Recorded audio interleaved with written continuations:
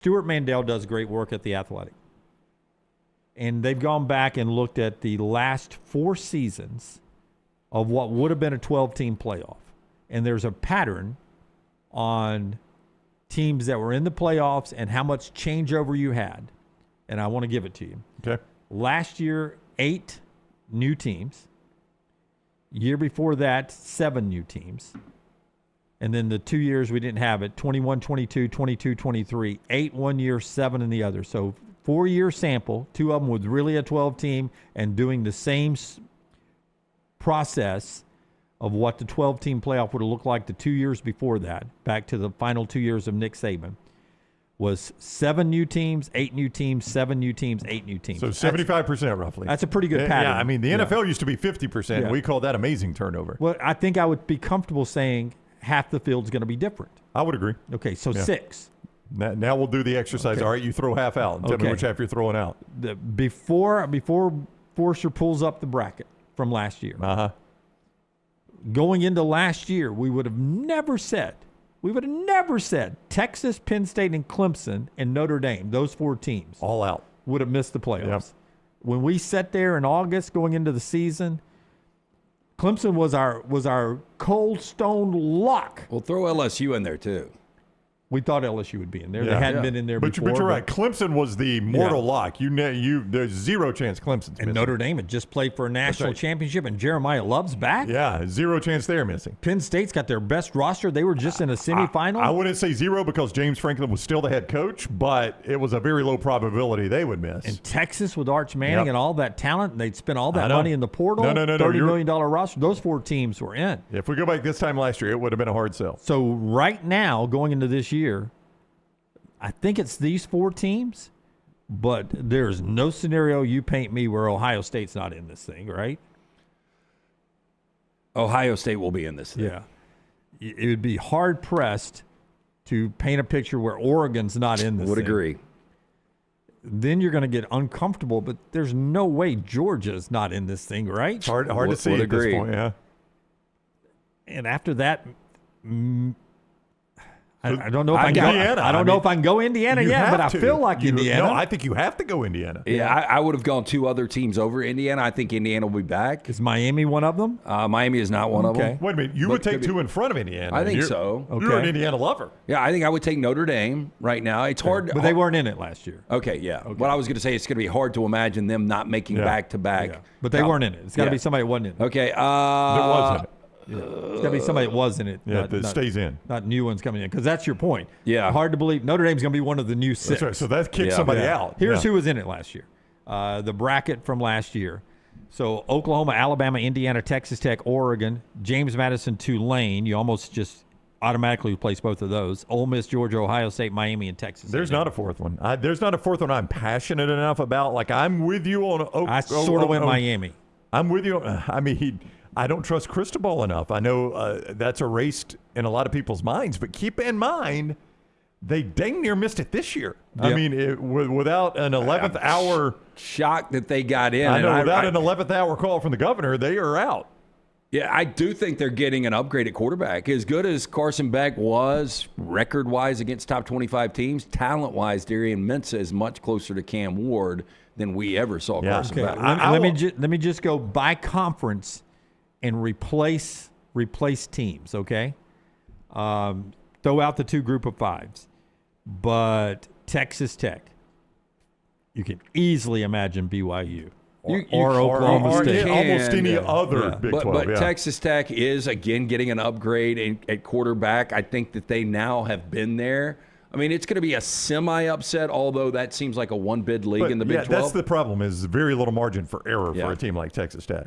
Alabama, Oklahoma, Texas A&M, Ole Miss, you can start throwing in LSU for at least one of those, right? Well, I mean, Ole Miss would be shocking. If they're not back. No, if they are back. Yeah. I think so. With Trinidad Chambliss. I think with Keywan Lacey. It would still be really, really surprising. Wow. 2 great offensive pieces and a defensive-minded head coach. But here's the thing. You could take those 4 teams and convince me that that all 4 miss. That's what I'm saying. Yeah. I mean, in the SEC, you just take – now you have to get You have I got to find 4 to replace them. That's right. You got to. Byron Okay. Brown's got to work at Auburn, or Lenore Sellers has to work at South Carolina. LSU was the easy. LSU's an easy one. After you get past LSU, it does get complicated. I'm not going to lie, but again, this is the SEC. Yeah. I mean, Tennessee. It wouldn't blow my socks off. They were there 2 years ago. Yeah. Ohio State's hard is locked. Oregon's locked for me. I mean, it's easy to replace Miami, and that's why I almost went Indiana too. I mean, it's in that Big Ten. It's hard to find someone. But oddly enough, the numbers say you could bring Washington, Michigan, USC. I mean, those are Big Ten teams that are going to be better. But oddly enough, Indiana is now to the point where they probably earn benefit of the doubt. If they're borderline, I think the committee is like, this team's not going to embarrass me if I put them in there. Hey, and by the way, Lance just made a great point. If you can give me that one more time, Forrester.